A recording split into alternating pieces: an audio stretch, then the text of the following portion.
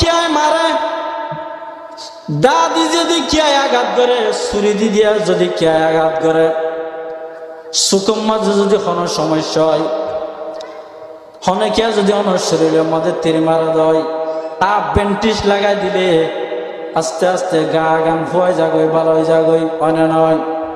ও মুসলমান, চুকুর সমস্যা হইলে চুকুর মাঝে চুকুর ড্রপ দিলে ডাক্তার সাহেব আস্তে আস্তে চুক ভালো হয়ে যাগই। কিন্তু মানুষের জবানের দ্বারা যদি কোনো মানুষেরও কষ্ট দেওয়া দেয়, এই কষ্ট আঘাত বেন্টিস দি, দুনিয়ার কোনো বেন্টিস দি, কোনো ডাক্তার কবিরাজ দিয়ে ওই বেন্টে ওই দুঃখ আগান মোছানো যায়। মুখের দ্বারা যে মানুষের কষ্ট দেয়, সরাসরি কষ্ট আগান কলবস যায়, লাগি যাগ। আর না হয় না? ও ভূত, 40 বছর 50 বছর ধরে তোর লালন পালন করে আসছি, ও ভূত তুই কেন আজি আর এত বড় হতা হলি, আর হলি তো ফাড়ি যার গই, হয় না হয়? হয়। ও বন্ধুরে, 10 বছর 20 বছর যাবত তোর সাথে বন্ধুত্ব, আজি এত বড় হতা কেন তুই হইতালি, আর হলি যা ফাড়ি যাবে, আর হয় না হয়?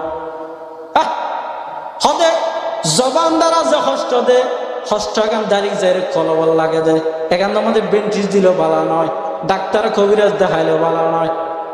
কবি কেন সুন্দর করে হরস না, যারা হাতুস সিনানি লাহালতিয়ামু ওয়ালা ইয়ালতামু মা জারাহাল লিসানু, ওয়ালা ইয়ালতামু মা জারাহাল লিসানু।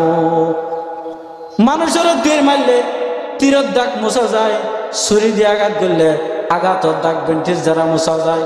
কিন্তু জবান দ্বারা যদি কেউ কে আর কষ্ট দেয়, দুনিয়ার ডাক্তার কবিরাজ ব্যাগুন দিয়েও কলবত দাগ এখান মোছানো যায়।